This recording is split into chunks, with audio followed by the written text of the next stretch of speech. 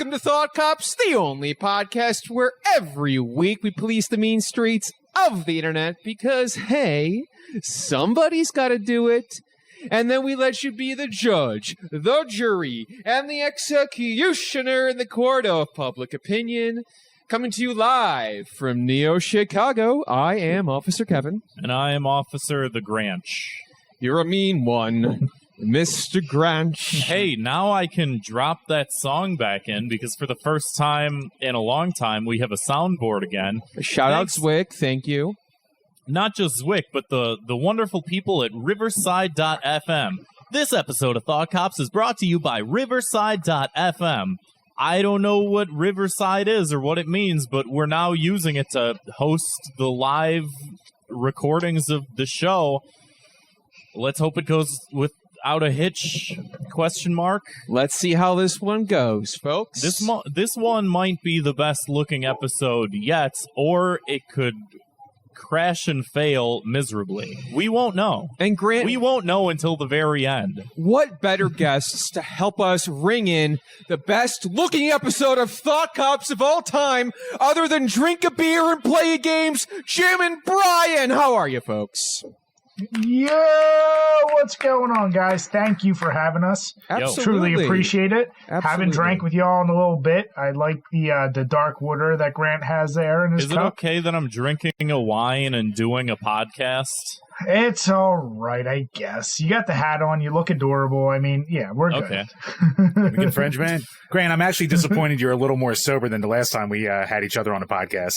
I don't remember. I don't know if that's good or bad that I don't remember. So it's been a while since you guys have been on this show, and we thought, we're bringing in the holidays. Let's have those fine boys from Drink a Beer and Play a Game back on the show. And I want to say you guys got a great YouTube channel of the very same name, Drink a Beer and Play a Game. And I think I discovered you guys at some point. We followed each other on Twitter or something. But I remember you guys have an affinity for similarly obscure Nintendo 64 games. Like, I feel like that's a niche I really enjoy that I don't see a lot of people cover. And I've seen you guys do videos on, like, the South Park N64 games and the Superman 64 and a lot of, like... the N64 has so many weird hidden gems, and you guys are talking about them when I'm not seeing a whole lot of other people talking about them. So I got to say, I'm loving that. Oh, we did all the South Park N64 games, not just some of them. How many the weird were ones there? on Xbox Live that aren't. What are there, like 3 or 4? There is the first-person Chef shooter, Chef's Love Shack, kart racing. Yeah, there's so at three least on 3. there. Yep. Yeah, I remember we're pretty much known for those shooter. super obscure. Yeah, the obscure is where we find our. I mean, shit. Our most viewed video is just cutscenes from Parappa the Rapper. So we get the weirdest, most obscure shit, and a lot of that I will give credit to Jim. He has very obscure taste. I mean, if you look at his Switch library, you thought you'd be looking at a porn library of hentai, but really, it is what it is. Yeah, Jim, how do you explain that one to your wife? What she doesn't know, she can't judge me with. It won't hurt her either, I would say. Exactly. True. When it's like, oh, you want to play Mario Party tonight? Sure. Open up a few random games that are on the Switch, push that icon back to the bottom of it. There we go. You're closing. What's that like? That Peach volleyball game or whatever. Oh, you mean Senran Kagura Peach Ball? That's the one. God damn it. Yep. Hold on. So As he reaches for it. Keeping in line with the theme of your guys' show, I see you guys are sipping on some beverages over there while we're doing a podcast here, talking about some games. Are you from Minnesota? That just kind of came out on accident. I don't know what the hell happened. You're watching too much Chicago Party Ants. Which a famous Minnesotan, Right. Yeah. It's all the Midwest. But what are you guys sipping on over there? Brian? Chambers, I'll let you go first. Ladies first. Oh, got him. He'll never recover. Clever girl. I am actually drinking the reindeer. It's Christmas time, so got to keep it festive. I am drinking the Reindeer's Revenge American Triple. Comes to us from the Iron Hill Brewery out of Exton, PA, so somewhat local to us. A couple hours away. And this is actually a brewery that's more known for their, they're not really known for, canning stuff or bottling stuff and shipping it out, so it's kind of random that I found it at an Acme, which, do you have Acme in Chicago? I don't know. Acme, I believe they what do they stock? They drop anvils on people's freaking heads. Yeah, I believe I bought a 6-pack of TNT sticks from there last week. I got hit in the head with one of their pianos once. I had piano keys for freaking teeth. Yeah, See, that's weird because I don't know, man. I don't know what's going on over there. I was running into a tunnel and it turned out to be a mountain. Absolutely loony. As I ran into the tunnel and I hit a mountain, I woke up and there was this beer in my hand. So yes, it's got the reindeer on the front, 9%, and this. I'm actually on my about to hit my third one of the night, and this is very smooth. And that's gonna. I haven't had this one yet, so I'm testing the waters to see how the old head's gonna be feeling tomorrow morning. It's gonna be a fun day at work. How about you, Brian? What are you sipping on over there in your man cave? It's similar to Jim. I started off with a different beer. It's a Krampus-styled can, and it's called Special Cookie. It's a 10.8% Imperial Spice Brown Ale, which basically just means it's a beer that doesn't taste like a beer. It goes down way too easy. It's spicy and it's sugary, so it's perfect for Christmas time. And then I am moving on to the New Trail Brewing Blueberry and Lemon Belgian Triple, which comes in at 8.6%. So another heavy boy. This one's a little too, the lemon is surprisingly strong. It's kind of sour. I don't know if you guys are familiar with beers, but triples, usually you're expecting like a darker fruit or a darker, just heavier type of beer. Okay. This one, it's interesting. I'm drinking out of my special Ron Burgundy glass. So, Classic. All is well. And yeah, definitely feeling pretty good. So, yeah, I'm enjoying it. I feel like my go-to triple is, I might have even brought this up on the show, the Allagash Curio. I think that's a triple. That's a good Maybe one. It's not. I don't know. It doesn't matter to me. And I just want to say, I drink them. Currently, I'm sipping on some tap water served in a large pink glass. Kevin's getting his fluoride fix for the day. Am I right? I mean, I'm getting my booster shot next week. I'm Warriors. sipping my tap water. I'm drinking the Kool-Aid, so to speak. Cool. Don't worry, us Philly boys are riddled with fluoride, so we're right there with you. That's good. It's good for you. And what about you, Grant? I see that. I see that glass. This is a nice, finely aged $2 Charles, I think they call it. It's $2 for a bottle in Trader Joe's. All right. Oh, all right. And what is it, a Pinot or something? Or I don't know. It's red. You drink it. It's red. You drink it. It makes you feel stupid. It's what you want, right? Yeah. It's like the Kool-Aid. Right. It's adult Kool-Aid. I want to talk about a little bit of show news on our own, and we recorded, finally, a new episode of our Patreon exclusive show, Fire Bros, this week with not one but two guests. Dear friends of the show, Sleep Science and Nico were on this one. We talked about movie Spree. We talked about the movie Spree. We talked about the show Chicago Party Ant. We talked about what else, Brand? Number 3. Bo Burnham's special Inside. And we talked about just did this. I hate when this happens. White Lotus. What the show on HBO called White Lotus. It's a lot of fun. It was a great episode. So check that out. Again, it's only you know what? A lot of other podcasts, they'll be like, oh yeah, if you want to listen to our bonus episodes, it's just $5 a month. We're only asking for $2. We're only asking for $2 a month, and you get access to all of the old episodes we put out too. And there is a lot of good ones in there, folks. You want to hear a grown man lose his mind over Space Jam 2? You can find it there. Want to listen to 3 grown men lose their mind over Space Jam 2? Want to listen to 3 grown men talk about the Snyder Cut right after watching it? A grueling experience. Head on over to patreon.com/thoughtcops. And speaking of URLs, I'm going to toss another one out. Twitch.tv/thoughtcops. We're streaming again, baby. We're on there. We're playing games. Sometimes we might be drinking a beer, just like the drink a beer and play a game guys would do. And, just kind of hanging out with the people who listen to the show. It's a lot of fun. That you can get for free. And we have been doing that just about once a week or so recently. It's been a lot of good times on there. Grant, you were streaming some Flash games. I was playing Mario Party with our friend Dr. Peppercorn. Also a lot of fun. I got some more ideas for some more streams and whatnot that might turn into its own sort of content. Oh, but we'll get there when we get there, you know. Yeah, because I always forget you can take things that you stream and just like chop it up and throw it into a video. And we have this YouTube channel, and it's like we can make more videos by videos that we've already made. And that's a great segue, Grant, into the next URL I wanted to mention. YouTube.com/ThoughtCops. And if you're watching this episode audio version only, that's fine. But we also do a video version on YouTube.com/ThoughtCops. Plus, like you said, Grant, we got all kinds of extra videos on there. We got highlights from the podcast over the almost 5 years we've been doing the show. We got clips from our Twitch streams.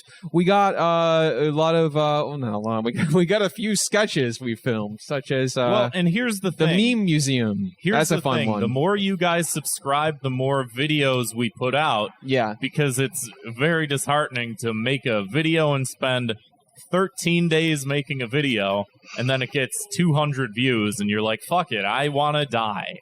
I mean, I wouldn't go that far, but I would. No, we completely Happy relate. Christmas. Speaking of wanting to die, shall we move along to everyone's favorite famous segment? Grant, are you talking about 2 minutes of hate? I was talking about Word of the Week. Oh, yeah, the one I forgot to do last week. Yeah. We'll get to 2 it. minutes of hate, that very famous, very favorite segment of the show where we like to talk about all that annoying crap that gets on our minds and gets on our nerves every single time we open our phones and look at our computer screens. 2 minutes of hate. So I want to talk about one that I think I actually want to get a little bit of input from you guys on, especially because my 2 minutes of hate this week is trailers. You know, well, that's new. All right. I'm glad you guys like that one. I'm glad, trailers, not just movie trailers specifically, but that's definitely part of it. But I'm specifically thinking about video game trailers more than anything because right after we finished up our episode last week with Ken Bone, I had to check out that new Sonic trailer. They released the Game Awards. They showed the trailer for what may or may not be an open world Sonic game called Sonic Frontiers. And again, Sonic game has been very bad for a very long time. I don't have very high hopes, but it would be nice to be surprised. So I checked out the trailer and I was like, maybe this will be good. Maybe Anybody remember the high hopes dance? Would like not to. Would like not to. And how'd that work out for him? He's in the government. That's true. Yeah. But I was checking out this trailer. I was seeing how the game might look. And I came away from it where I'm like, I don't even know how to feel because it's like, it's nice that they're providing updates on this thing where it's like, oh, hey, here's the first trailer for such and such. Like, it's the same with like when they released the trailer for the new Zelda game coming out like 2 years ago. And it was like, oh, that looks interesting. I'm going to definitely need to see more. You're never going to play it. It's never going to come out. And then they released another trailer and it's like, oh, that looks cool. But again, I really would have to see more to know if I'm excited for this. And it's the same with the Sonic trailer. It's like, oh, he's running around a big open field that may or may not be open world, and he's, there's big things, and it looks like another Zelda ripoff, but real it's Sonic. Original. Sonic's running. Great. I've seen that before. Give him a big submachine gun. Have him shoot up a school. Well, that's more Shadow's game, but yeah.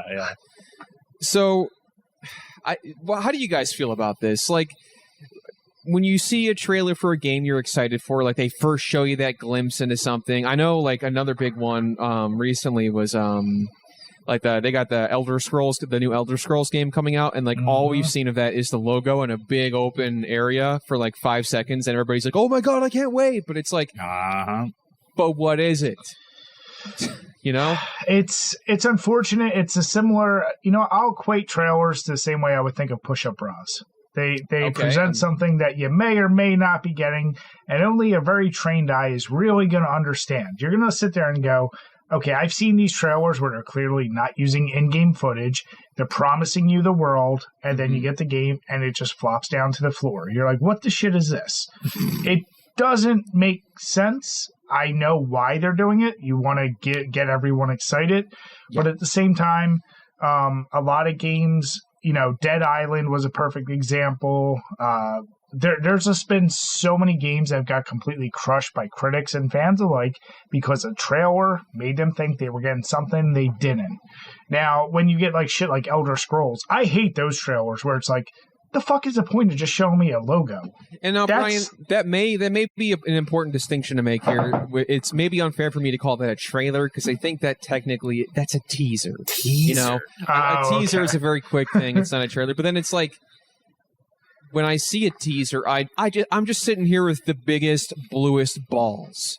My balls are enormous and they're blue and they're in my pants and I'm like, God, I want to see more. I want to be able to. I want to see a Sonic trailer and then get to completion. I don't want to sit there and be teased.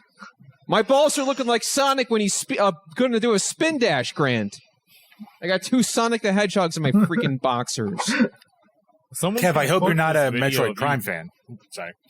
Oh, that's true, yeah. Hey, go ahead, clip it. See if I fucking care. Someone's going to clip it, and it's going to be in a dark corner of the internet that you don't want. You don't want these fans. I mean, thank you. You don't want these people. Thank you for inviting that and just putting that out into the ether. Go ahead. I guess Grant is inviting the dark web into our fine program. The dark web of Sonic porn lore. That's right. The best kind there is. Kevin's got to go fast. Yeah, you can say that again. But, anyway, I digress. The trailers for video games. Jim, has there ever been a trailer that you saw where you're like, ooh, that looks good, and I'm excited for this game to come out, but I don't even know how to form an opinion on it because I feel like I basically saw nothing? It's actually funny you mentioned Sonic because, like, the only trailer I really got any investment in from the Game Awards was also Sonic. Mm-hmm. And seeing the pictures, I was like, oh, I guess they're ripping off Breath of the Wild, which is kind of fine with me. Like, I've never been a 3D Sonic fan in general, but you give me an open world that I can kind of fly around with his tails or just speed around. Like, I'm okay with that. Like this is going to be obscure, but like Superman Returns from like when that movie came out, the video game tie-ins. Oh, like you could basically just fly around at supersonic. You could just fly around at supersonic speeds as Superman, and I was like, "This is the funnest part of the game. I could just fly around like an idiot for hours." And then eventually got to play the game, and you go, "Uh-oh." But right, yeah, on paper, and that's the thing too is I'm waiting for I'm fully expecting Sega to find a way to fuck this up.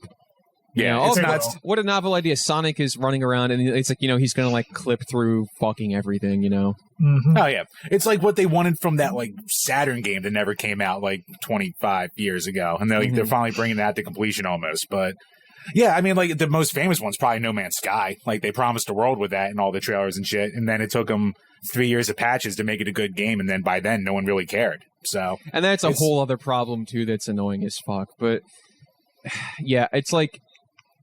The thing about it though is like, I also understand that I don't want to be shown too much. Also, like when I go, like I feel like sometimes if I go into a movie blind, I'm like, man, I was so surprised by this and that, and sometimes it's like even if I've read the description of the movie, I would have had it spoiled for me. Like that movie we reviewed recently on Fire Bros Grand Spree, I knew absolutely nothing about, and I feel like I liked it more because I knew absolutely nothing.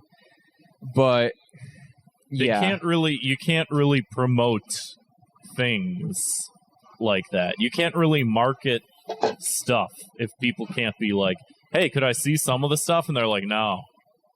Like, maybe could I watch like maybe just part of it? No, you can't sell people things off just like, hey, trust me, bro.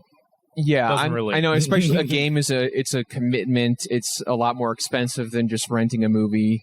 Going to see a movie, so I understand. Honestly, though, I mean, I think the idea of like having a trailer for a video game is pretty stupid. What I think is the ultimate trailer is literally just like a Twitch stream or a playthrough. Okay. Because then it's like then you can just watch people play the fucking thing, which is what you're going to do with it, and then you know whether or not to play it. Like the whole thing of like some of these companies sort of like allowing or disallowing or having weird controversies with like copyright and like streamability of certain things. It's just like you're selling more games having people watch you play the game than to like not have that. I mean, So, that is like, why Among Us is so huge. That game was out for like a while before it I'm came gonna out, make and that. it wasn't I'm gonna until make that a sound drop. That why not? Why not? I think it's perfect. I do potential. too. I do. This is exciting new times. So I would say my punishment is a practical one. Just give us a demo to play or watch. I don't need a trailer. It doesn't have to be this whole like whatever cinematic thing. Like just give us let us play like the very beginning of the game, or play a nice test sample of what the game can offer, and just a small chunk of what it is, without having to show us all the different like, oh, this happens and this happens and this happens and that happens, and this is like from the end of the game, or just showing us fucking nothing. Just give us a nice thing to get our hands on and try, which is like Certain games do have like demos that you can just like download from the demo store. And that's like, now that's kind of becoming a more commonplace thing, because back in the day it was like, hey, if you weren't at E3, you couldn't check it out. But now, you can just download it on Switch or download it on whatever right away. So I just need to have that little, and especially with a game, it's like you're looking at it, no matter how much trailers you watch, at the end of the day, you have no idea how fun it's going to be to play. So yeah. Oh, for sure. And but, go ahead. No, I was going to say, like, demos are almost becoming a lost art.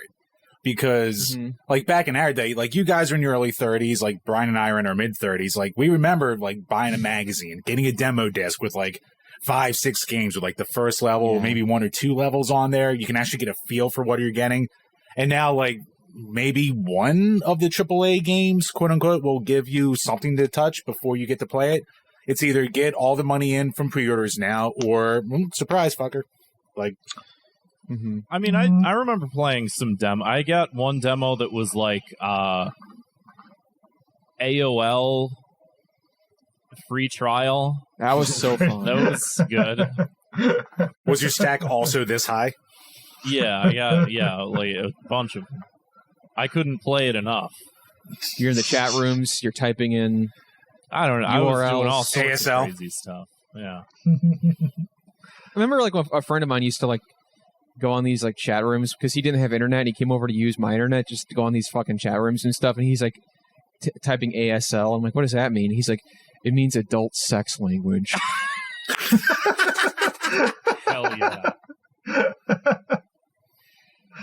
Jim, what's your 2 minutes of hate, man? That rules. All right. Since you kind of did something weird do on our show, I'll do something you would kind of do on your show. So my 2 minutes of hate this past week on Twitter has been white people pretending to be offended by the word cracker.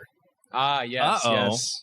So, yeah, see, this is the thing where, like, given the gimmick of our page, I can't ever talk about this stuff, but it's just like, so, of course, like, the big controversy going on lately is that people like Hassan Piker and Vaush have been kicked off of Twitch for either semi-bits of time or permanently with Vaush for basically saying cracker.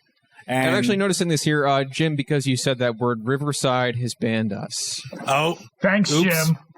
It was a fun experience while it lasted. I'm sorry, the C slur, the new C slur, not the old C slur. That's how I have to edit myself on this one. It doesn't. There's just so say it. there's It so doesn't many. matter. Man. We're providing context. We're taking it back. Doesn't matter. Anyway, Yeah, but just, a room full of 4 white dudes. Like, I don't know. I just go ahead. no, it's the perfect people to talk about the impact of slurs, obviously, because, we've all been affected by them for so long, given our, dispositions here. But yeah, Jim, like, do I got to pull up my 23andMe? Don't make me. Oh, no. Don't you make me. Brian, don't you dare. Don't you give me that 0.3%. But yeah, I'm just seeing all those back and forth. And I'm just like, I thought this was the thing where the whole time we all just kind of looked at it and went, like, yeah, we know it. Like, is it a slur? Yes. But is it a thing with the whole social everything like that? When you hear that, do you actually get offended? It's like, no, it's just another thing that everyone's using their stupid culture wars that they have against each other. And I'm like, this is how bored everyone's become at this point. Like, this is what we're throwing around and trying to, like, make a real thing out of this. But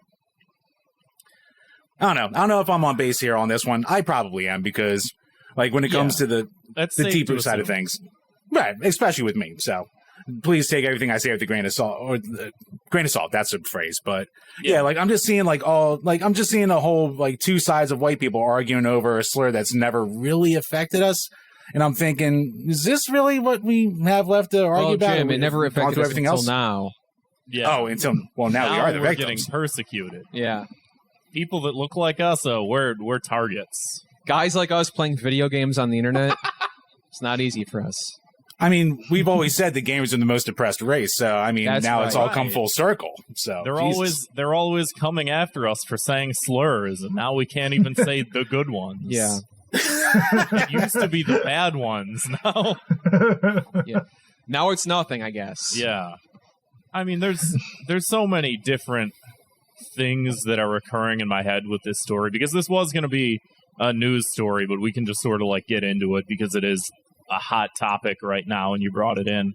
I think, I don't know, I go back and forth so much on, like, okay, if this is Twitch's terms of service that they don't allow you to say it, is it worth saying it just to get banned so that you can make a big case about it? To me, it's like, Let's try it. not real. Like, I just don't care that much. And yeah, like Jim said, like, the idea that this is as effective, like there's the whole like thing about racism. Is racism just like race plus ism, or is it like the dynamic of like power plus prejudice equals math equation? And I'll say that, yeah, I think it's a racist slur, but it's not as bad. right. Like, you would have to be stupid to think, like, oh, this is the same thing. And people do say that. People will say, oh, I'm not allowed to say this. People can say cracker, and it's like, yeah. Because what? Some of the sharpest minds of our generations, Grant. You did a thing. Can I also just do a thing back? These are the same in my mind. And it's like, it's not the same. Yeah, it's like the thing where it's like, because you're also seeing these rabbit holes of people being like, oh, it originated with this, but oh, it originated with this, but then it also means this. And it's kind of like when you have to dig down a rabbit hole as opposed to other words where when you say, you kind of know the meaning there. Like, how effective really is it at that point? Yeah, if I have to do homework to know how to get mad, it's not worth it. Right, exactly. Exactly. So did you punish Jim? Oh, yeah. No, my punishment is, so has anyone here seen Die Hard with a Vengeance? I've only seen the first one. And you know what? I gotta say it. It's that time of the Just year where I gotta watch it because it's my favorite Christmas movie. I'm hanging Oh, out. yeah. That Jim, and Gremlins. is Die Hard with a Vengeance also a Christmas movie? Or is, Well, is it I a mean, Halloween in a way. movie? Or is it one of those movies like Nightmare Before Christmas where it's both? I'm going to say it's a 4th of July movie. I'll give it that. Seems like it's right It's there in not, the middle Jim. of summer. You're wrong. It's just summer. Summer just doesn't mean 4th of July, goddammit. What's the only holiday we got? It's a Labor Day movie. Oh, you know what? Jim. He might be right. Jim, I'm going to need you to stop being such a super cracker and just fucking move on. Right, watch the hard art. On that note, Brian, what is your 2 minutes of hate? What's bugging you? So here's my deal. I was gonna go with a very generic thing because I've taken almost a sobriety to Twitter, to the internet, because every time I go on there, I'm like, Jesus Christ, it just is filled with bullshit. Lucky you're on there a lot less than Jim, from what I understand. Like it's like 1%. I literally will say, Jim, what the fuck does this mean? Why are people mad at this person? Like I ask those questions. If you don't do a podcast about it, just don't. Yeah. My first thing was like, every time I go on, I feel like there's these, I would almost say a power grab to act as the victim. Like you're looking for power in victimhood. Mm-hmm. And this goes to what Olympics, Jim just said. That. Yeah. And you guys have covered it, so I don't want to go into that. So I'm going to go with something else that annoyed me, but annoyed me for a weird reason. I've fallen down the rabbit hole recently of The stupid alt-right pipeline. No.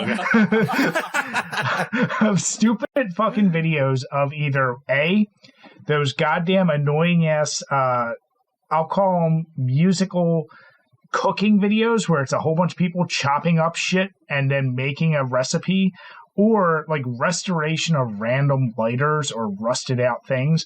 I don't know why I've fallen down victim to that, but they are so goddamn time consuming, and I want them to stop being so good.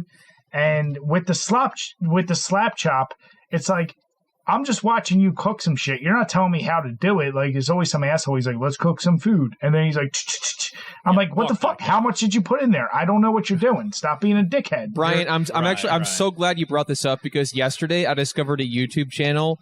It was Subway POV. And now this is super weird, because I used to work at Subway for a while. And it was like he played Jared. I wore at the big pants. You remember? Let's not rehash all that kind of, you know. I'm a better man now. No, but I used this guy does this YouTube channel where he has like a GoPro or something, and he just like. Yeah, it's fucking dumb, but he's just working at Subway and he's taking people's orders. Like, oh, what can I get you? Can I get a 6-inch turkey? Okay, what kind of bread?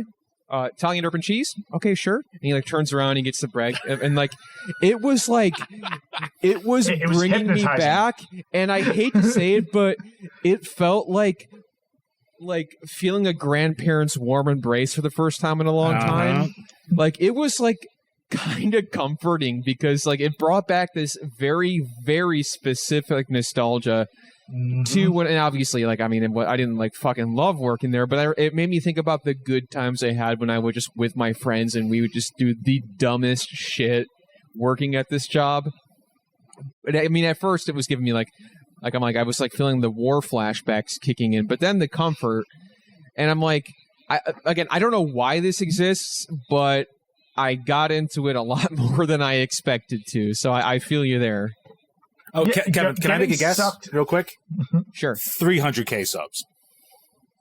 300K subs? Oh, for this channel? For the Subway channel? Let me find out really quick. I'll look it up while you want to continue, Brian. I mean, my thing is, those videos, all of us, we get sucked down by those stupid-ass videos, and it's like they add zero value to you, and I get that's another form of entertainment, if you want to call it that. I'm almost at the point where it's like, don't turn every single daily action into a editable video. Like, and that's what all of our life has been consumed by. If you just do quick cuts of someone taking a shit, all of a sudden it's going to look amazing.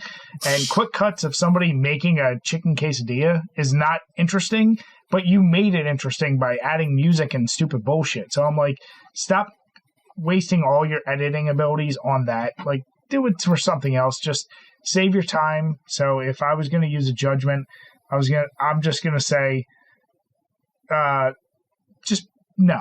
Stop. Yeah. Cut that shit out. For example, what if Christopher Nolan spent his time filming and cutting up what if instead of making some of the greatest films of our time, Christopher Nolan was instead doing a YouTube channel where he just took videos of cigars. Like, he's one of those like cigar guys on YouTube, and he's like, because he's like, I have this urge to film and edit things, so I guess I'll make movies. Now now you can do this. You just hit that on the fucking head. I mean, someone who finds that I could easily have a YouTube channel, like Jim said, jokingly, but seriously, if you have 300K subs, guess what? Oh, you're making a decent living? You're not going to... Why are you going to expand past that? Like, by the way, I did pull it up here, and this channel has 267,000 subs. Ah, so close. So close. And I'm not talking about the ones you eat, but if you guys want to go, it's malört, POV, MILAD, and then POV. The banner says it's cool if you sub, and it's a picture of a little sub. It's kind of fun, yeah. Also, he only has. That's clever. God damn it! Oh, hold on. Let me just double. That's what I'm saying. It's too clever for just making Subway sandwiches. Wait, Brian, have you ever fallen down the rabbit hole of mowing lawn channels on YouTube? No, because I do it for a living, Jim, and not like you. I mean, I do my own lawn. I don't have to hire someone to do it. Come on. Oh, no, I have to hire because I'm terrible at doing anything manual. But there is a whole subgenre on YouTube with hundreds and hundreds of thousands of channels or subscribers just of people mowing lawns. Now, some of them do the greater good, like they'll go to like a lower income neighborhood or like neighborhoods with like people, or like they'll go to like an old person's house who like can't really take care of themselves anymore and just do their lawn and film themselves doing it. So like there is some good that's coming out of it, but you're still like, God damn it, dude! This guy's mowing his lawn and he has 600,000 subscribers. What the fuck am I doing? Right. And you know what I think about that too is like I also have a weird nostalgia for like when I was a teenager. I would like mow my parents' lawn. I just like listen to music, and this is like kind of like I enjoy doing it. It was kind of like a weirdly relaxing thing, and then you kind of like look at it at the end, and you're like, cool, yeah, I did like a whole. And yeah, it's like it's satisfying, and I think that's what a lot of people like about those videos is like you get the lines all perfect and shit like that. You know what's a really good? I'll tell you what. I know that I'm adding to the madness by suggesting more, but you know what's good is like pressure washer YouTube. Oh, I have seen those too. That's great. There are some truly great. Also, they're like so much brown water. Like that's how the titles and are I've always never like. owned a pressure washer, so it's just like I get to vicariously live through this guy who owns his own company and makes these videos. So dang, I know, All Brian, you those, came in here with a yeah. problem. We ended up realizing we loved it. So That's what I'm saying. I admit it. I myself am addicted. You know how many fucking World War II lighter restorations I've seen of rusted out lighters? And it's like the fun of seeing something clean and restored. And I'm like, God damn it, that was 20 minutes I just spent. Like, this is too goddamn entertaining. And the people, they put legit production behind it. I'm just saying, like, it's too stupid. I'm going to watch it. You have a cocaine addiction, and you're like, yeah, I love it, but I'm addicted to cocaine. I just thought of a good punishment, Brian, if you don't have one. Go ahead. I think, Grant, that is a great idea. Get them hooked on cocaine? Yes. No. Go back to the FBI's 70s tactics for people. A channel of someone making the perfect cuts and lines. The FBI is like introducing like just YouTube channels into like poor communities, getting them hooked on like fucking ASMR. Honestly, there's probably a lot more to that than what you think. I agree, but that wasn't my punishment. But I was going to say for people like trying to kick a habit like drugs or something, I wonder if. I mean, this is going to sound really stupid, actually, now that I'm about to say it out loud, but that's my job. Okay, I'll do it for you then. So people who were trying to kick a drug addiction, and then they're like, I really want to do it. I really want to do it. Like, I really want to like shoot up heroin. And then instead of doing it, like at least to kind of get them through that first hurdle of like stopping, they can watch YouTube videos of people shooting. Get them hooked in those. Yep. People like shooting up like in their arm, you know, like I mean, I don't know if necessarily that, but I'm sure that because like addiction in and of itself is like a phenomenon that I don't think for most people they would say that it goes away. It just manifests itself differently. Yeah, and this might make it worse, actually. I don't know. I mean, it could make it worse, but also like it could just be like a different thing to be addicted to because we all know that like fucking looking at social media is like the most addictive thing that we can do. More addictive than crack. Dude. But then also it's like how many people that are addicted to heroin are also on like TikTok all day. So it's like that won't work. I feel like smarter people than us should be talking about this. Yeah, well, they're not, so... Yeah, you're right. I guess so they're stuck with us. Yeah. So what about you, Grant? It's your turn. Oh, yeah, we did the punishment. So my 2 minutes of hate this week has to do with online petitions. Oh, God. Online petitions. I'm sick of the hysteria around the hysteria that would cause an online petition to happen. Are you referring to the one we saw recently? I'm referring to all of them. True. Because literally, it'll be like, it's one of those BuzzFeed-esque headlines that's like, someone started a petition to, and then just like comment. Someone started a petition on change.org. 50,000. Oh my God. 50,000 signatures to bring Netflix's Cowboy Bebop back. Oh my, how could they do that? And it's like, you know how they could do it is they signed up for change.org and they made a petition and a bunch of assholes also did the petition. Who cares? And this isn't news. This is not a thing that should be worth anyone's time. Someone did a petition. Great. I do feel like even now it's a lot less credible or interesting because, I mean, how many people can like know how to game the system where they just make some bot that signs this petition 50,000 times. And also, who cares because they don't do anything. And then, petitions don't do anything. Has a change.org petition, and there probably is a few examples that people are going to respond with, but let me know because I'm genuinely curious. Has there ever been a change.org petition for something like this, like bringing back a canceled TV show or some stuff like that? Has there ever been one of these like BuzzFeed-esque, these BuzzFeed tier change.org petitions that's worked? Let us know. Well, I famously remember the huge petition that came out after The Last Jedi was released that basically said, please make this movie not canon and make sure it never happened. And as we all know, that is exactly what happened, and now it's all out of the public lexicon. Can I ask us a really stupid question? Has there ever been even not an online petition that's truly worked? I'm sure probably. It brought Jericho back, that TV show. I think that was a petition. Well, was that a success, though? It came back for a season. I know within, local politics and stuff like that, I do believe that petitioning is part of it. Like, you have to have so many signatures to run for office. And, there's, I think, petitions on whitehouse.gov that are like, oh, if it gets so many signatures, then it has to, be moved forward for consideration of the presidential. There are usefulnesses of it, but, I'm specifically talking about, these weird, stupid pop culture ones, that was, somebody made a petition on change.org saying, Will Smith and Jada Pinkett Smith, please stop talking about your sex lives. And it's this isn't making them talk about it less. This is just adding more to it. Will Smith is on his phone hey, babe, come here. Oh, 50,000 people want us to stop. 50,000 people. It's the shit's trending on Twitter nonstop all the time. It's not doing anything. But then, the audacity of people to, look at that and be like, somebody did a petition? I can't believe it. It's because you just go to the website and you just make the petition.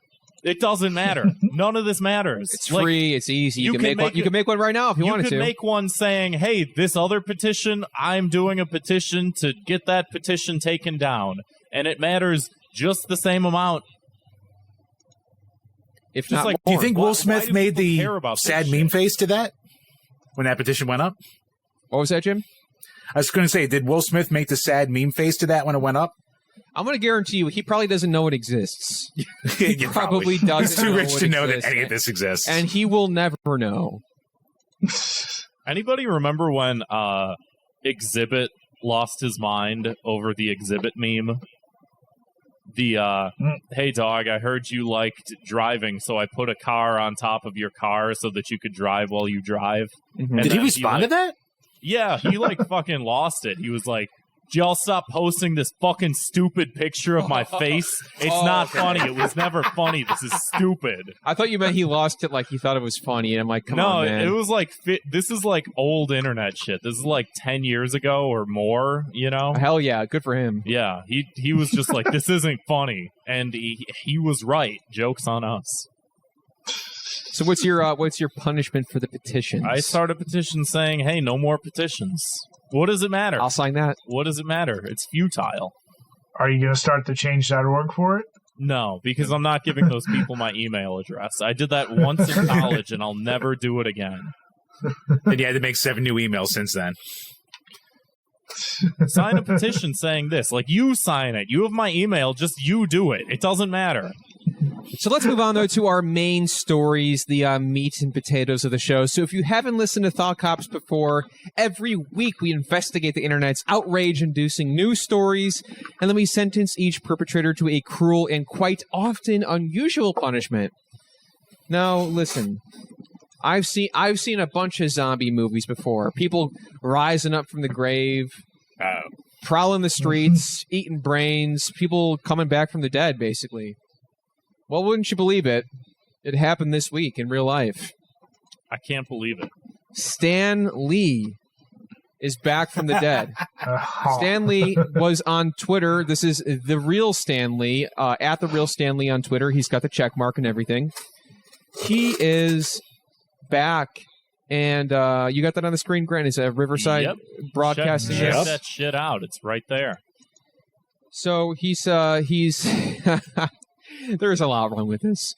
He says, from championing diversity to embracing new tech, Stan was one step ahead of the curve. To honor his innovative spirit, Stan's first Indian hero, Chakra the Invincible, debuts in his own NFT, and then parentheses digital art, in case anybody doesn't know what that is by now. Collection from He's old. He 730 doesn't know what it is. He's dead. He was dead after this stuff was a technology. Leave him alone. Cut him some slack. Also, I will say, I guess at least they're talking in third person, so it's not like, hey guys, it's me, Stan Lee. Excelsior. Or whatever the fuck he says. Yeah. So, I'm going to ask you guys, have you guys heard of this superhero before, Chakra the Invincible, or did they just kind of pull him out of nowhere? He's it's a pandering superhero at best. And it's like, even if it's like meant with good intentions, if you just made this like, we have an Indian superhero now, just for the sake of making a lot of money, like literally, it's like they're not even hiding it, you know? This is just for profit. A lot of profit from a lot of idiots. Oh, for sure. And Leo it's kind of... Leo the Invincible in the chat says he's ripping on me. Chakra the Invincible. Leo the Invincible takes offense. Wow. I didn't know that they shared. I mean, they don't really. I mean, the Incredible and the Invincible aren't the same. Oh, yeah, you're right. Leo, Pure what's going on over there? No, that's my fault. Yeah. I'm a little dyslexic. I think you've been drinking a little bit too much of that purple dark water. This is water. This is just fluoride juice. Well, it's true what they say then. So yeah, I mean this is one of those. I'm not inebriated. This is one of those rare stories. The chat. This is one of those rare stories on the show where we actually see something that I can't say I've seen a single person defend. Like pretty much it's one of those rare things that brings the internet together, brings our divided culture that joins us for a rare moment in time where we can all say, fuck the person running this account. Right. Yeah. I mean, like fuck NFTs. Yeah. Fuck everything about this. It's bad. Can we do an episode where instead of like us on YouTube, it's just a picture of our NFT avatars? Would that be a good episode? Oh, no. I mean, that would be kind of like... Now, are you going to be lazy lions or block people? Well, whoever buys and can prove the ownership of their own entity. We got a lot of talented artists out there who listen to the show. So please don't waste your time. Please. This is below... You could be, again, like kind of like Brian was saying, instead of drawing Thought Cops NFTs, you could be painting the next Mona Lisa. Mm-hmm. Yeah. But the next Mona Lisa could be an NFT. You never know. I mean, Kevin and Grant, I did share with you guys what could be a beautiful NFT of Jim before the show with the simple Jim. I do love that. It's just wrong on every level. Who gave the thumbs up to say, yeah, put that tweet out there? That's a good idea. Like, how fucking stupid can you be? Like, you want to hear stupid? I have an here's idea. one of the best responses to this from Crazy Frog responded. Remember Crazy Frog? Oh no! I know that they had their own. Yeah, thing. they've had their own Is NFT. They've had their own NFT scandal recently. Right. I think it was like a week or two ago. We didn't have time to talk about it, or we just probably didn't want to talk about it. But so Crazy Frog responds: NFT shouldn't be done this way. This is terrible. Not just like saying that this whole thing, like this is just bad. Hey, you shouldn't do this. Right. Just saying NFTs shouldn't be done like this. There's a right way to do it. There's a right way to exploit people, and there's a wrong way. And you're doing it the wrong way. Well, Kevin, did you see dictionary.com's epic clapback where they said the verb defile was first recorded in 1275 to 1325 and comes from the old French word defouler, meaning to trample on, violate? Did you see that epic clapback where the brands are how will they recover? Merriam-Webster's fucking snapped. No, is dictionary.com a Merriam-Webster subsidiary? I don't know. I don't know either. And truthfully, I don't care. Let's see. Well, yeah, let's find out, though. It doesn't say, no. We got time to waste. I started hearing Defiler, and I was thinking of that Jay and Silent Bob thing. I was Or thinking, Berserker. I hardly know it. Yeah. So I was saying, Now, do you guys want Devil's Advocate here? sure. No, You know Jim, what? shut the fuck up. I'm always I got an angel on my shoulder, and I got the devil, and they both got something to say. So let's hear it, Jim. Okay, so on our show, the Power Hour, we have a little recurring segment called Which is Better. So we can call this Which is Worse. Now, would you rather have a dead person's account hawking NFTs, or would you rather have a living person who made their name and career off of fighting the establishment starting to hawk NFTs, as in the way of, say, Tom Morello or Serge Tankian of System of a Down? definitely number 2, I think, is worse. I was going to this say number is- 1 is worse. This is... Ooh. I Yes, don't know. I guess I spicy. go back and forth. What are the reasoning? What's your reasoning? I would That's say what I'm interested in. Here's my I'm interested in the reasoning. conversation. These are conversations that need to be happening, folks. I would say to you, Grant, number Yeah. 1 is worse. I'm listening. because I'm like Frasier. for example, here Stan Lee does not have consent in this situation. Right. But everybody knows that he's... You think he would have done this? You think this is what he would have? Probably, You think this is what he would have? But did you think Tom Yeah. Morello would have done it? But he's still alive though. Right. True. Like Yeah, he's just an idiot, and now who cares? Like, if someone's an idiot, it sucks that maybe Jim, if that's your hero, and he all of a sudden changes mind. That sucks. But yeah. okay, if one of us dies, and then all of a sudden, Jim, you're promoting whatever it is, good stuff. You don't have a say, Which in would be it. against Like, his character, apparently. Yeah, But true. But also, here's to say that, 1, he's dead, so he doesn't know it's happening. And 2, it's not like his legacy is going to be defiled by it, because anyone who knows Stan Lee or people like this already know that they would never do it, and they just know it's just some kind of corporate shill doing it. Whereas for a person who's alive and betraying their morals doing it, Okay. Do we necessarily know that, though? Because I also feel like we put a lot of, like... there's a lot of celebrity own- worship out there. Yeah, but, like, the idea of saying, like, oh, this person would or wouldn't think that, it's like, well, he doesn't. Like, we don't really know if he would be for or against NFTs, which to me is like, maybe he would have done this. I don't know. Well, Grant, what was your reasoning for picking the second option being the worst one? Like the people who, like you said, Rage Against the Machine, people who have like built their careers off of like anti-establishment. And then, do they have an NFT, Jim? Rage Against the Machine? Tom Morello, at least a guitar player, he's starting to hawk them like all the time, and he's turning off replies to every much like Surge of System of a Down. They're turning off replies to tweets hawking the NFTs because they're hearing the backlash and going, I don't care, just pay me. I mean, don't get me wrong, that's like very bad too, but I want to hear your reasoning, Grant, for why you think it's like worse than this. Pass. No, I it depends, and this is where I think that sometimes the let me get into my Dave Rubin voice here.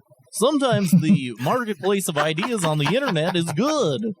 And sometimes like ripping people down for this type of stuff, it can have a positive effect because it's like you should be explaining yourself. Because if people are like, hey, why'd you do that NFT? And they're like, just kidding, I was lying this whole time. I just really want money. Then it's like, okay, that's fine.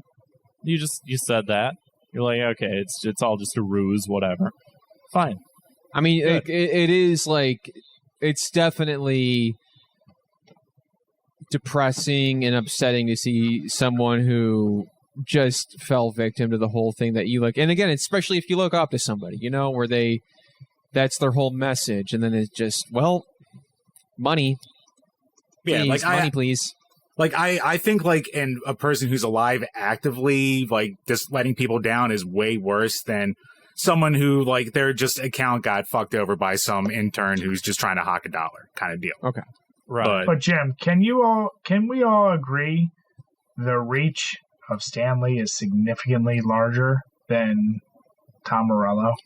I don't necessarily know if that means that it's going to do more damage or not, though, too, you know, like just reach in and of itself, because obviously there's a lot of negative impact that is happening just from this account tweeting out at all. So, like, I don't know. I don't know if that's better or worse or more or less or other words. I guess I'm trying to think of, I'm trying to formulate a punishment. I want to incorporate this superhero into it somehow. Like, I want there should be a Chakra movie, I guess. But I'm also thinking of how to... There will be more NFTs. I don't... As long as it's not that NFT monkey movie that we had a week and a half ago or whatever that was. That's perfect. No, I think that there should be an animated Chakra movie done by the team who did the Bored Apes movie. Oh, that's God. Fun. Perfect punishment, though. This is what you want. This is what you get. Yep. Exactly. So let's move on to the next story here. We were talking a little bit about earlier. We were talking about slurs earlier. We're talking about slurs. We can sort of gloss over that one. Cracker is what's on the table today. C-word. C-word. Yeah, I think we did enough talking about that. Well, I'm just got more to from say. now on, I'm just going to say Ritz, and I'm going to wink at the camera. You guys know what I mean. Ritz. Socialist Twitch streamer banned for calling white people Ritz. So you said Hassan, Vaush, and others were deplatformed amid anti-white crackdown. The hell's going on? We talked about it already. I know, but like we sort of explained what's going on. Just in general. Did you just say happening? anti like they said it twice? That's what the coming from Kotaku. That's exactly what it says here. It's just anti-white crackdown. That would mean pro-white. Yeah, I guess you're right. Well, you know what? I mean, not necessarily. Super double two reverse negatives racism. equal a positive.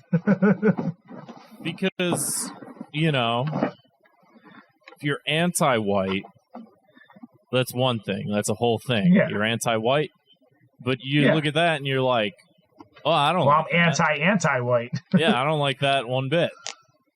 I don't like people who are against whites. So that's what anti-white means. I didn't know that Vaush's real name was Ian. Yeah. Is it? Apparently. I didn't even know he had a real name. I just thought he was Vaush. Yeah. He started as Vaush, he ended as Vaush. He's always been Vaush. Whenever I see his face, I scroll away as fast as I can. That's probably the smartest reaction to do. So the bandwave... He gets a lot of do and undo hate. I can agree with that. I will elaborate no further. I don't care. The bandwave began with Piker's mods who were removed after using the words in chat earlier this week.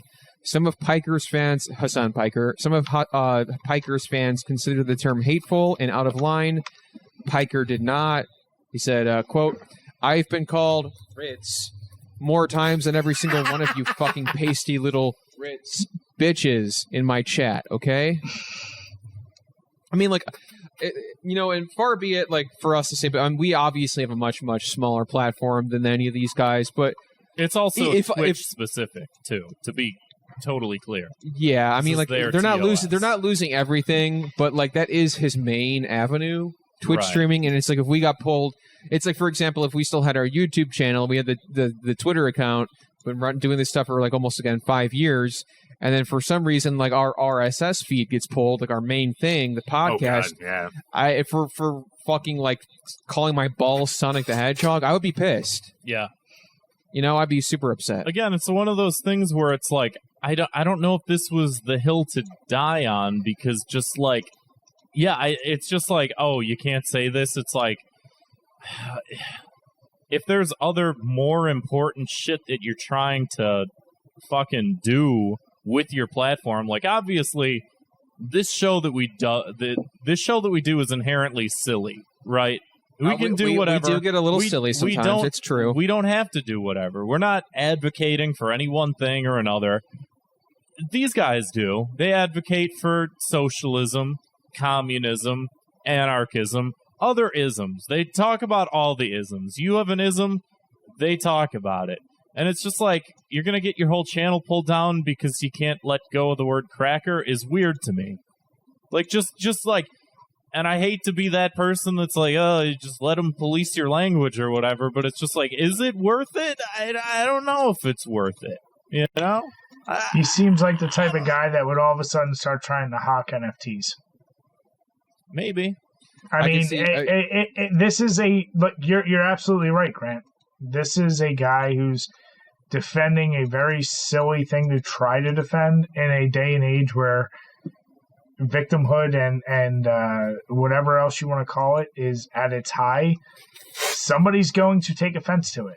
And if you start trying to say who can and can't be offended, then it applies to all.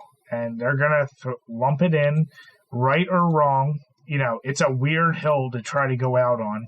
If your whole livelihood, number one, let me just start off by saying, I don't feel any sympathy for Hassan. I mean, it is what it is. He just bought like a $20 million house or some shit. Like, I don't really care. That whole discourse was so annoying, though. It's like... I don't disagree with it, but also, like, I'm fucking struggling. Like, I don't care. Like, yeah, whatever. He should give all his money to everyone else. Okay. All right, you do it, too. Hey, you do it, and then you show me how it's done. I don't feel bad for him. He's just got to... Yeah, he's got to, like... If that's where he wants to... die on, cool. Well, I'm not going to say defend them to the ends of earth, because then, like I said, then you open up that weird can of worms of, okay, well, if all of a sudden that's not offensive, then what else is not offensive? Then you go down that road, and then it gets messy. So either everything's offensive or nothing's offensive. Brian, on that note, I have a great punishment. I mean, I'm now I want to talk more about. Oh, you do? Well, I mean, I'll hold off. I'll hold off. At least Twitch is being consistent, I guess. I just feel like if you have an issue with that, because apparently this is like a thing that's sort of building up where they kept like banning his mods or whatever. His mods kept saying it. I feel like if you have a specific issue with that and you want to voice your opinion, you just voice your opinion without saying it, without getting taken down. Because again, it's just like, yeah, if this is your livelihood, if this is your job, like there's all sorts of things that all of us don't like about our jobs. You know, preach. I'll talk about my life. I work a day job. There's a lot of things in that day job that I don't like to do and don't want to do, but I do them. And it's just like, listen, if you're an employee of Twitch, I get that there's a little bit of like, I should be able to do and say whatever, but you can't. Yeah. So if they're like, hey, don't say this word, as an employee of Twitch, I'd be like, you know, either I would be like, okay, I won't, or I would be like, hey, I disagree with that. But I wouldn't. Now, is this almost cracker? Much like oh god, Rich. I disavow. Can we Ritz that? Put a Ritz filter over that. I mean? Like it feels silly to me. I get that. Like, yeah, I think that them having their terms of service like be like, oh, you can't say the word cracker. It's like, I think that that's stupid, but I can't change it. I have no leverage against Twitch, the company, a subsidiary of Amazon.com. I have nothing I can do about that. You know what I mean? It's just like, you got to do beyond that. We all got to go beyond. Yeah. No, this is almost like the reverse now of like when like H3 in the early episodes of his podcast would just like say the N-word like willy-nilly for like the shock value points that he would get to get attention. I don't remember that. Oh no, he used to drop that a lot. I remember that, yeah. Yeah. I mean, yeah, I'm not to say to go down the rabbit hole fucking drama channels, but yeah, they always point to that. So like he would have episodes where he'd just be like, N-word, like just trying to make some kind of thing. So it's almost like the reverse of that for the other side, but like everyone using the same weapons, even though one's obviously way worse than the other, and like, you know, for common sense, that kind of deal. But it's still the kind of thing where like you're just exploiting it for more attention. Like, I don't think Vouch is going to be hurting at all from being banned for a little bit and then coming back. Like, it'll just make him stronger than ever, really. Yeah, I think he also, I don't know, I know more about Vouch than I know about Hassan, which says a lot about me as a person. But I think he wasn't allowed on Twitch for a long time anyway. So I think this is his second ban or something like that. Yeah, I don't remember why. He was banned once, and then he was like just recently allowed back on or something like that, and then he just got banned again. So it's like, I don't think it matters Very interesting. I mean, all these people, like, you can stream to any of these websites. Like, if you can't stream to Twitch, you just go to YouTube or Riverside, you go to YouTube or anywhere else. Riverside.fm. Yeah. Today's sponsor of the episode. Yeah. Yeah. Or you get kicked off it all and then go to BitChute where no one can watch you. Yeah. I watch all my Sam Too many Hyde people want the videos entitlement. on BitChute.com. Thoughtcops.com/BitChute. Yeah, whatever. Yeah. Can I do my punishment now? Yeah. Of course. So, Brian, you said something that got me thinking. You said it's either all bad or none of it is. It's either all okay or none of it is.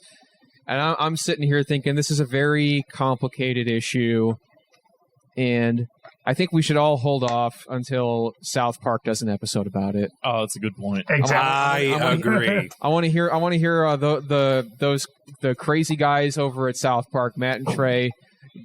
I'm not even gonna think a single thing about this until I see like what would happen in the episode. Well, Grant? because there's like Cartman would get a YouTube channel and like he would say like the N-word. no he would say like Jew or no Kyle would say Jew. Well, I don't fucking know. This is bad radio, folks. Oh no, hold on, I'll get there. You mean Token would say cracker? Well, no, because geez. Hassan. Because Hassan considers himself white. I know he's like so then the partially person who Middle has to Eastern say or it, whatever, but would he's have like, to. I'm white passing for all intents and purposes. I'm white. Whatever. So it'd have to be a character that is sort of like ethnically ambiguous but whitish. Well, Kyle I don't even would know. say, he would say Ritz, the real word, obviously, and get banned. Or no, Randy Marsh would do it. Randy, because he's always getting into stuff like this, and he's like, Stan, I got banned from Twitch, Stan, and he's like, Stan, what the please, fuck? Stan. Fuck you, Dad. Fuck you, bitch. And then Peter Griffin will come in and he'll just drop the N-word. Man, we almost That'll got through a be- whole episode without referencing Family Guy, and I almost did earlier, and I stopped myself. You did this to me. This was almost the first. You did this. As a fan and patron of Thought Cops, this was almost the first one without a Family Guy reference. It's all right. Go too long. It's part of what makes us us. You know what I mean? Oh, indeed. So Grant, I think we should just move on to let's move on to Key to the City. Oh man, no! I wanted to talk about what you want to talk about this? No, not really. Okay. I was gonna say it. Do you really want to talk about any of this stuff? Nancy Reagan. Oh, Jesus. Just Google Nancy Reagan and do Thought Cops in your own head. Just search her on Pornhub. I actually had to look up the meaning of the meme behind it today, and I was like, oh, wow. So, yeah. Yeah, there's a lot of hypocrisy that goes around in, what's it called? Humanity.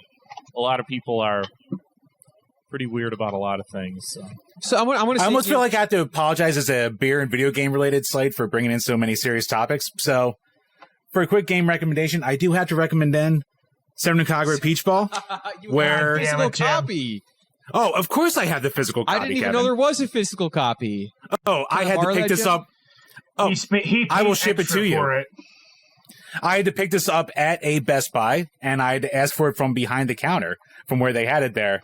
And when the woman who was behind the counter handed it to me, I got that look that was well-deserved. So, but if you want a somewhat decent pinball game with a lot of fan service that is, it is what it is, it might be worth your time. Okay, cool. So that is your key to the city then? No, actually, my key to the city is going to go to our artist, Optic Decay. So he has done our new logos. He has done the simple gym photo that will be showing up on here, and he's actually like a really good artist. Like, and obviously with the discourse around NFTs, like fuck the people just selling it for a quick buck. Give it to a guy who busts his goddamn ass. He's done he's done pictures and avatars for Nick DiOrio and Justin Wang and all kinds of different people. So like, he's a very talented guy. He's had a rough year. So if you need some commissions done, not to take away from like Berries and Cream and Mimi Yori and everyone else in like this little thing here, but he's also a very talented artist and he definitely deserves some work and love. So check him out. Cool. Yeah. I want to say too, give my key to the city this week. And again, key to the city is something nice, something positive, something swell, a nice chaser after we have to talk about this Twitch drama.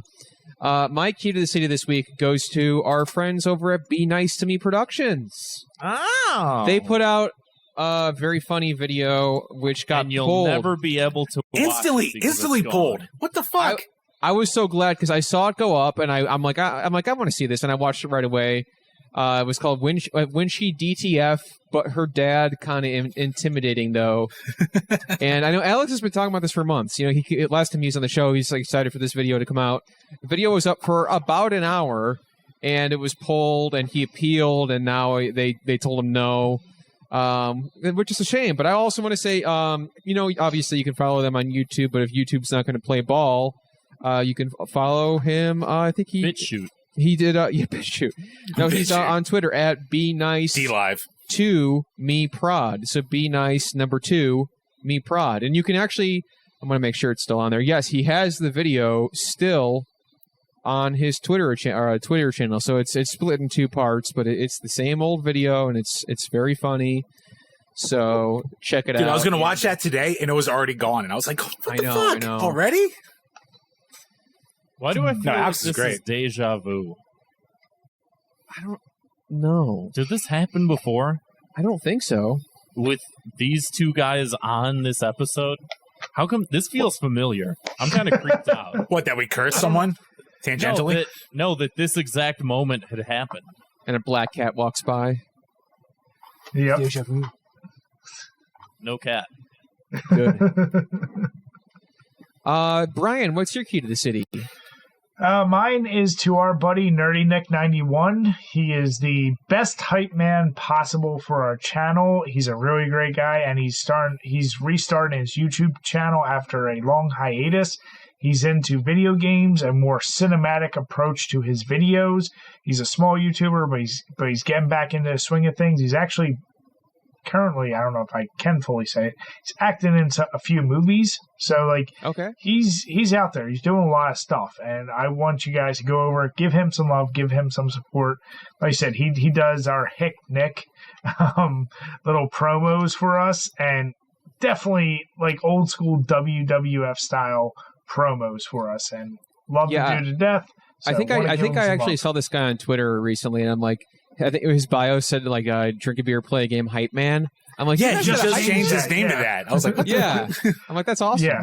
Yeah, he's at Buff Nerd on Twitter, so definitely give him a follow and check out his YouTube page too. So yeah, really, really good guy. Like I said, take the time, follow him, get to know him. He's a good one. So he's the nicest guy in the world, like for real. Awesome. Yeah. Grant? What? All eyes on you. Somebody in the chat said Grant on so many edibles. If I was on edibles right now, I wouldn't be talking to any of you. I would just be contemplating death and sullenly looking down. During this episode, dramatically read in our Discord server, I just saw that. Drew a Granch NFT. I'm going to sue. Wow. I'm going to sue, and I'm going to take that money. Unbelievable. What's that worth? A house? Also, you know, I meant to mark this up earlier, but we do have a Discord server. It's very active. It's a lot of fun. We include the link to our Discord server in every single episode. If you're watching this on YouTube or you're watching in a podcast app, just head on down to the description. There's a link in there. Come be a part of the family. We're pretty much like the Olive Garden of podcast communities, because when you're here, you're family. It is true. And you can also, we're also selling Granch NFTs for starting at $80,000.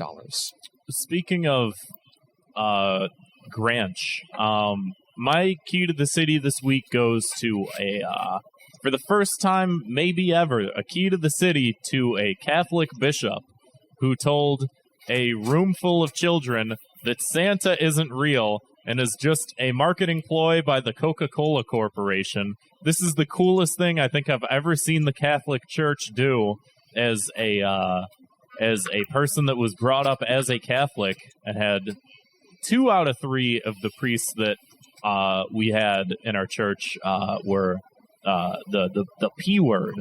Yeah. Oh, actually, pedophile. On that note, what do you call it? Yeah. So Brian and I went went to where this is going. No, it won't be too bad. But Brian and I went to the same high school. We didn't know each other then, ironically enough. But there was a time in junior year where our principal, who was a Franciscan monk, and like one of the heads of the library and like 1 or 2 others disappeared for the same version for the same reason that Grant might be talking about. And from what I last heard, they went to Minnesota. It was just kind of a juggling act to get them out of the limelight of the time. So, yeah, that was a definite thing.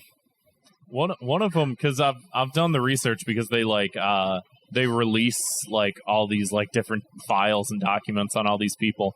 One of them served jail time, which might be like a very rare thing to find someone who actually served jail time for these. And another one, just like in the year 2002, just disappeared. No one has ever tracked him down or ever heard of him. Jesus. Ever. He just disappeared. But anyway, key to the city, to this woke bishop that's out here spewing anti-capitalism to young children. Is that woke or is that a base? Don't you see what's happening here, Grant? Right. He knows that kids are into this kind of stuff, and he's like, he's like, yeah, I hate the establishment too. Power to the working class. Hey, you kids are really smart. And catch Hassan Piker's stream the other day. Oh no! You may regret this. That's new. What up, kids?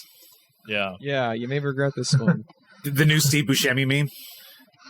Hey, you kids heard of anarcho-syndicalism? This week's Thought Cops word of the week is whatever you just said. No, this week's Thought Cops word of the week is. I'm actually going to put this on you, Grant. Ism. You've been saying it a lot this episode. Ism. It's a suffix to. How would you describe this? Just sum it all up, bring it together. I don't know. What do you mean ism? That's one. Yeah. What about ism? What do you mean ism? Yeah, like an ism. No, I'm saying what about ism? Like define an ism. No, I'm asking you. I don't think I understand.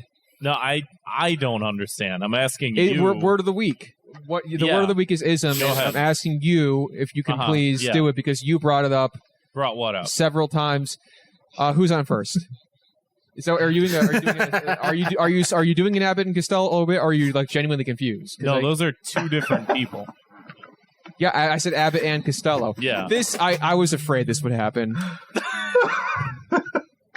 If I don't have it on the Google Doc and he doesn't prepare ahead of time, it's like if I throw you a curveball. I'm just trying to do comedy here. I'm just trying. It's a drunkism. It's a drunkism. I'm not. I had like a glass of wine. If I'm drunk, then it went straight to your facilities. A Catholic bishop. I want to scooch away on that note. Just kidding. I'm of age. I'm not a threat. An ism, like it's a suffix to a word that could mean a lot of things. Right. Thank you. Yeah. Glad. I mean, I don't know. I don't really know the ism. That could just be any. That's like word ism. This is a great time to mention that you guys can plug things you do. Where can we find all of your videos, all of your interviews, your podcasts, all that good stuff? Social media. All right. If you want to find all of our isms, you can head over to youtube.com/drink, or actually go on YouTube, look for Drink a Beer Play a Game. You might have to go through about 4 things of Luke Bryan songs before you can find us, but we're on there. At Twitter, at Drink a Beer and Play a Game. Facebook, Instagram, Drink a Beer Play a Game. Patreon.com/Drink a Beer Play a Game, where you can ask questions every month for our podcast, get a game review of your choice, use our descriptions as your billboard for your own content, and all other kind of exclusive content and stuff like that. So, or at drinkabeerandplaygame.com, where we have a ton of written beer reviews, as well as our shop for our merch and all that kind of good stuff. So, yeah, look for Drink a Beer Play Game. You might eventually find us. Go to our websites, too, to find our Power Hour podcast, because making your podcast name the Power Hour is the worst thing you can ever do for your SEO if you're an alcohol-related show. For the love of God, do not do that. So there's a lot of those, I'm guessing. There were so goddamn many, and I didn't even realize until after like our 100th episode. I was like, "Fuck, no, goddamn it!" Yeah, Hindsight's 2020. Yeah, that's what happens. So yeah, just go to any of our links. You can find the links to our podcast. You can find us there. So please give us the links. If you're on iTunes, give us a review, even a 5-star review. No matter what you say, we'll read it on the podcast. So we got to do that. Oh yeah, we do we do. And we didn't do it for a while because people stopped leaving reviews. They might be leaving reviews and we haven't checked. Leave some reviews and then remind us that you left a review, and we'll also do that. Yeah, hit us up and be like, "Yo, I left you a 5-star glowing review," and then we'll do our fucking jobs for once. Right. And make sure that they tell you that they're out of the country and you have to change your code, your region code, to look at it, because if someone in the UK leaves it on there and you default to the USA, you'll never see it. So that's the classic thing we learned the hard way. Yeah, on iTunes. We learned that the hard way with the giveaway. Like a million reviews for us. God, unbelievable. And we're like we could be like the number one comedy podcast in Germany, and we have no idea. We also have like a bunch of Canadian listeners too. A bunch of Canadians in the Discord. Oh. Yeah. Our neighbors to the north. Brian, I know you said you're not a social media junkie, but does that just about cover everything? Is there anything else you want to throw out there? No, that covers. I mean, you'll see my name pop up one way or another through Drink a Beer, Play a Game. So I don't post my other social shit. So yeah, please follow us there. No, fuck Brian. He's at the Wolfman. Hold on. The Wolfman Q07. So if you want to find Brian and harass him on Twitter, then you can put him on there. Everybody follow Brian. Let's just get him. Just Brian, not me. Well, also Brian, because I want to give Brian. I want to get him addicted to the dopamine hits of just like he just shows up on Twitter and he's like, oh my god, I have 30 new followers, and god damn it, all these Subway videos. I like how this feels. I think I'll check Twitter again and again. Yeah, his brain needs to be routed like mine. Yes. I want to say thank you from 1 Ritz to 2 Ritz. I really appreciate you guys having us on. My Ritz. This is getting too much. You're my Ritz, and I appreciate it. I appreciate having us on. Wait, is that a hard R? Should we say the Itzes? We're having a little too much fun with this. This isn't funny, you guys. Yeah. What if I was that guy? I'm glad Ritzism? You're not. You can't. Oh, wait. Actually, speaking of that, Kevin, congratulations for making YouTube thumbnails for the Family Guy. You can't say that on YouTube. Yes. That was our Jab 50 Yen, who was on the show a couple weeks ago, runs that Twitter account. Oh. And then, but they DM'd me afterwards, after the episode went up. They're like, here's a token of my appreciation. Thanks for having me on. Hell yeah. And, sent me that thumbnail of the fucking Family Guy. You can't say that on... Or you Family Guy said what? Whatever the fucking video I put up was. I can't remember. They said what on Family Guy? Yeah. I'm going for the clickbait now. Fuck it. That's all we got left. I want to give a shout out to our patrons this week. We don't have any new ones, but let's pick a random one out of the top of a hat that I can think of. Who's in the chat right now? Well, the most recent person in the chat. Who wants a shout out? Hold on. Gene's been talking the whole time. I don't know Gene, but Gene's been doing some solid work in here. Gene, Leo, dramatically. Gene, Leo, dramatically. Cashew was in there. Jim Bat. Yeah. All of them. Shout out. Thank you. Jim.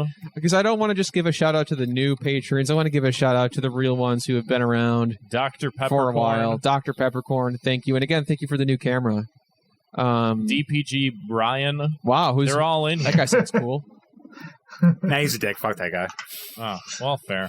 But yeah, if you want to support the show and get a backlog of a whole lot of bonus content, like I said earlier, you can also get access to our bonus chat for a little bit more, $5 a month.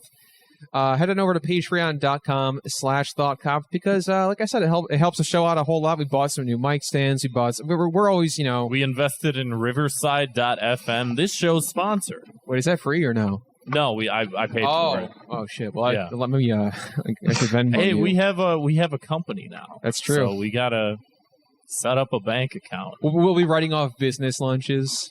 Yeah, left and right. Right. Malört. Yeah. Why is he? Okay, you guys are really stretching the definition of business expense. It's a write-off. Yeah. It's only what the. I'm too drunk right now. What? Never mind. I'm tapping out. I'm done. Jim, go in your corner.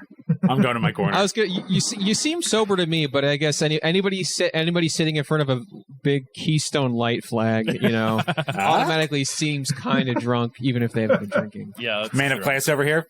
Yeah, IRS, that's the word. But whatever. But let's get to let's listen to some listener voicemails. If you want to give us a call, our number is 312-788-7361. Or you can always send us an audio file to thoughtcopspodcast@gmail.com. Now we're doing, again, this is a full transition to a smoother Thought Cops than ever before. So we're going to be testing out the wonderful features of Riverside FM tonight. And just... the beautiful soundboard that I have here. Just play them. I'm nervous that it's not going to work. Here we go. Hey, it's your boy, Brandon Kirkman. I heard you're having on drink a beer and play a game. I got to remember to get them on Podzuki. I keep forgetting to message them.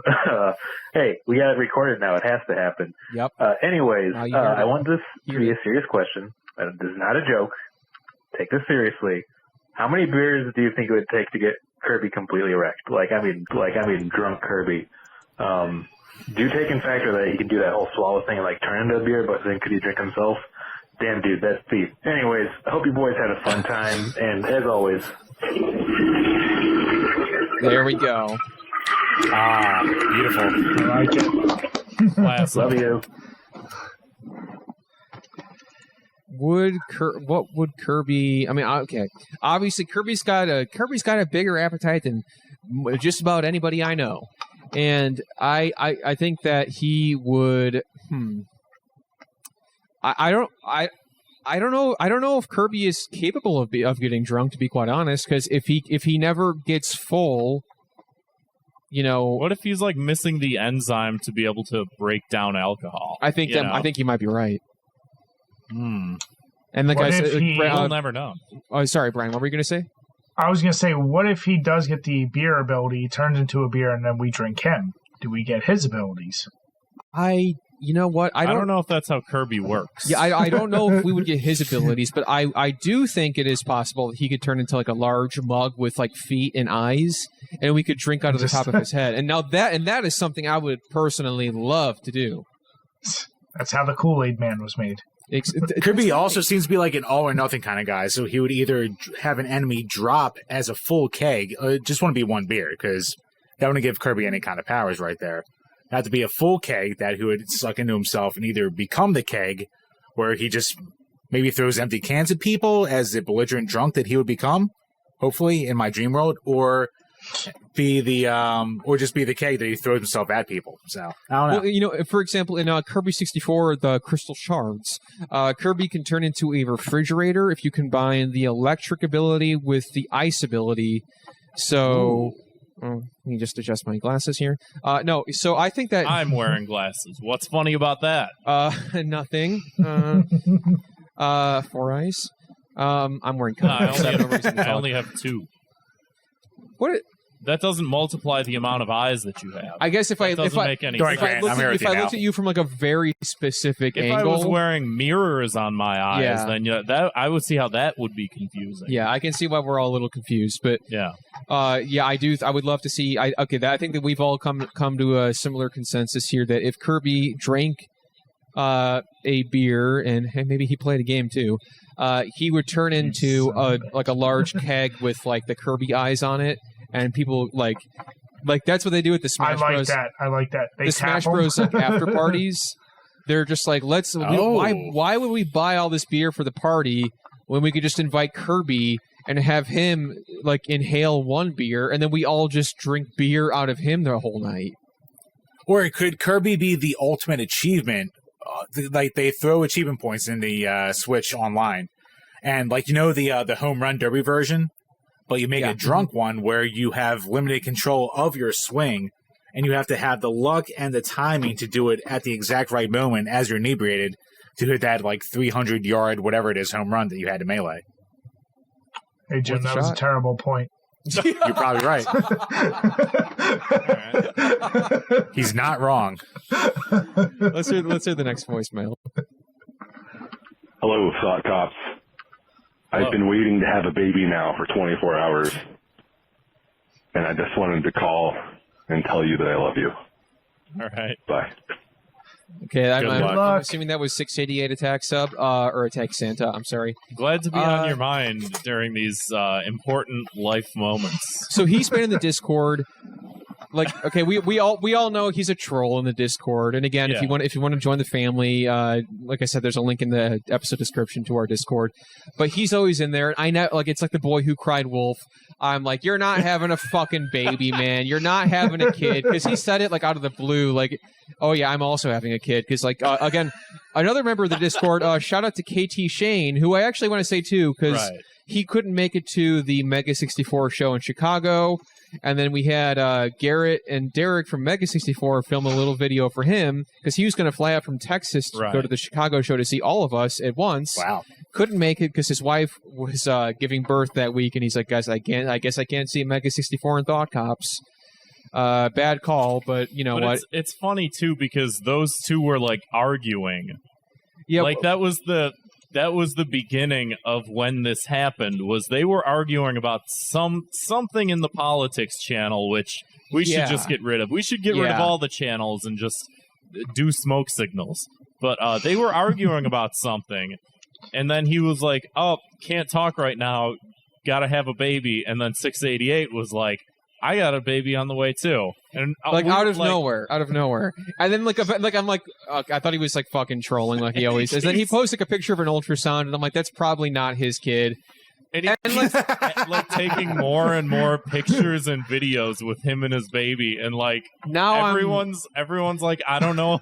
I'm still convinced. What's real? I still am not fully convinced. Like I'm like, you know what, man? This is a weird thing to troll, but I'm like, if this is true, congratulations. If that's somebody else's kid, I don't know what's happening. That's weird, dude. Actually, what do you call it? As my kid was being born, it was 5 a.m, and I was like, all right, we've been sitting here for like 12 hours. I'm gonna go take a shit right now. As I'm in the bathroom, I hear all this commotion outside, and all of a sudden, my wife's best friend starts banging on the door, going, Jim, they're taking her in for emergency C-section. Get the fuck off the toilet. I was like, God damn it. The hardest wiping I've ever done in my life, the quickest to get down the emergency time in time. So you never know. It's always like the worst situation possible sometimes. Well, congrats. Oh, I think. Congrats to all the fathers out there who listen to Thought Cops. Right. Speaking of fathers that listen to Thought Cops. And good evening, Thought Cops. Yes. Once again. Oh, you know who this is. It is I, Leo the Incredible, gracing your voicemail, and it's wonderful to do so. I have no thought crimes today, gentlemen. I have nothing of the sort. But I do have one, maybe one, we can talk about. And that's if you don't put the Merry in Christmas. Christmas is upon us, and maybe the biggest thought crime we could have during that event is to not have a happy one. So for my family, to yours, and to all the listeners, I wanted to wish everyone a wonderful, warm, Merry Christmas. May you Thank all you, Leo. have all the gifts you've wanted, meet with all the relatives Wholesome. you've been itching to see, and may it just be a joyous time. And then, we'll have no thought crime on Christmas. Actually, I have no thought crimes, so this is just kind of a gimme. It's just me calling in just to say, hey, I want to hear the sound of my own voice and wish Merry Christmas. But the sentiment is real. The truth comes out. Boys, I hope you have a wonderful Christmas, which leads into a wonderful New Year. I hope your podcast does just numbers. I hope it continues, and I hope all your listeners stick around. I also hope that. Have a wonderful evening, guys. That's what I want.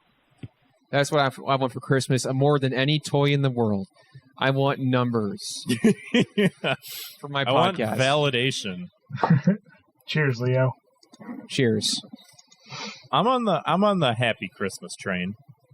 I like saying Happy Christmas. Is that a British thing? I'm only saying because of like a Harry Potter. Yeah. Is that Granch like? It might be. Yeah. What has the Granch's heart grown 3 times this episode? No, I'm saying I would rather say happy than merry because I never say merry for any. I've never felt merriment, and I hope to never feel. I mean, merriment. you may have and just not known it. You know, I don't think so. Or maybe you just have another word for it. You know, Leo says because we're not fucking British. Leo says Happy Christmas is a Grantism, and I'm fine with that. Okay. Bringing it back. Love it. I don't get it. Let's move on. Hey, Thought Cops, it's me again.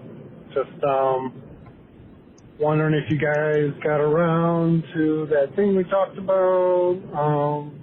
Thing we talked about? Yeah, just any sort of update you could give me. Just give me a call or a text, whatever works best for you. Just This is a online radio show. Yeah, just let me know. All right, bye. All right. Do you know what that was about, Grant? No. Thing we talked about. If I'm misremembering something, I greatly apologize. Google Voice also shows us the numbers. I don't even know whose number that was. Huh. That sounds like a "Who are these podcasts? Call me back" kind of voicemails right there. Huh. Maybe. I don't know. I don't know who these podcasts are. To be quite honest, I'm terrified to find out. One more voicemail here. Let's hope it's audible. I'm so sick of this Are you kidding me? culture of baby brain media analysis, where not only do people think that you have to outright say, oh, this is bad, if you portray something bad. It's the piece of media is bad if it portrays something bad in a bad light. For example, I saw some complete moron say, wow, Hairspray is racist because they had a segregated I did this as a 2 minutes of hate. segregated hour of television. I'm like, that is the point of the movie, is that the segregated hour of television is bad. Like, you're getting mad at the villains are bad. How Yeah, this stupid yeah. for you. And the punishment is that Why didn't you have the are phone only up to allowed your face watch, until now? like Nico. Steven Universe or Blue's Clues or Nick Jr. Because you're a baby. Can't even comprehend that bad things are bad. Okay, this is going to be this is going to be a little social experiment, guys. We're not playing your voicemails anymore if you call them in on your phone.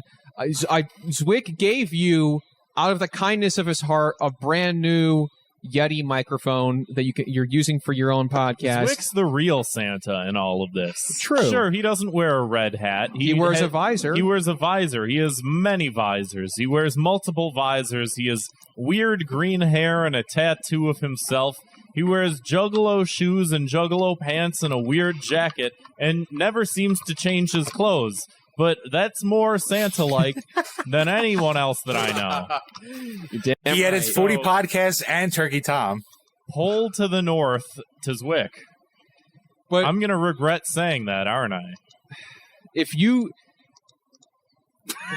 I'm sorry, but what the fuck was that? You can't, like, you called in, like, clearly you figured it out, like, the last 6 seconds of the phone call. She was holding the phone like this and then went, oh, oops. And then that's exactly what happened.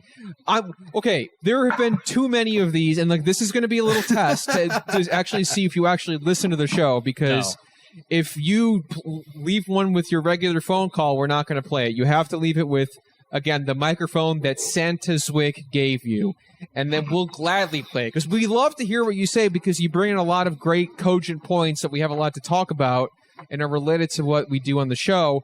We would just like to be able to hear them. And it makes for horrible radio when the audience has no idea what you're saying. And I know it's charming in some respect, and we get a laugh out of it, but it's happened too many times. There's only so many more laughs to be milked from this. Exactly. And, you know, Kevin's it was breaking down right now. We had our fun with it. We had our laughs, but Nico, we want to hear what you're saying, and we know you have the gear for it. So, all right, that's all I got to say. This is Kevin's Joker moment right here. Yeah, I got too many. I was like thinking about earlier. I'm like, I have too many small things that are just like one thing away from pushing me over to the edge to getting Joker-fied, and this is one of them. So thank you. Anyway, that about does it for this episode of Thought Cops. I'd like to thank Riverside FM for ruining our voicemail segment. Mm-hmm. But for everything else, everything else was pretty good. We pretty good system. Maybe eating those words, hopefully not. Let's just hope this all turns out okay. Yeah. I love to spend a lot of time on something and then halfway through think, I hope it's recording. Yeah. I mean, it is. So. We'll at least have the audio version. We'll see how good it is, and who knows? This might be the greatest episode of Thought Cops yet. I think it's up there. Could be the worst. We'll find out. Listeners, let us know. Leave us a comment on YouTube. Thank you, Drink a Beer, Play a Game, Jim and Brian, so much for coming on the show. So glad to have you back. I'll clap to that. Muchos gracias. Thank you for having us. Yeah, seriously, thank you guys for having us on again. Like, we love being on here. We loved having you guys on our episode. Sorry we made it a little more serious than you would expect a retarded beer and video game related podcast to be bringing to the table. It always gets there at some point. Yeah, so. Hey, these are the issues. These are the topics. This is what the people are talking about. It's simply the world we live in. We have, this is what we got to do. We're just holding a mirror to society. It's where we can vent and not be like, oh, this Game Awards. Right. We got. I know you guys just put out a video about that too, which I've been meaning to watch. But again, thank you to everybody who's listening, and thank you to the chat. We're still figuring out the whole Riverside thing. I've been seeing the chat's been very active this episode, and I've been kind of squinting at it to see what they say. The computer's a little further away than usual. Yeah, because normally I'll have like Discord open on my phone, which I know we're gonna also see if we can figure out a way to get this streaming in the Discord. This has to go through OBS, and then OBS has to go to Discord, so it's extra steps on top of an already shaky internet connection. But we'll figure it out. We'll see what we can do. We'll figure it out. We just, but again, thank you guys so much for listening. And to those who want to support the show, like I said, head on over to patreon.com/thoughtcops, or you can give us a voicemail that's completely free, 312-788-7361, or send an audio file to thoughtcopspodcast@gmail.com. We'll see you next time. See you, Space Cop.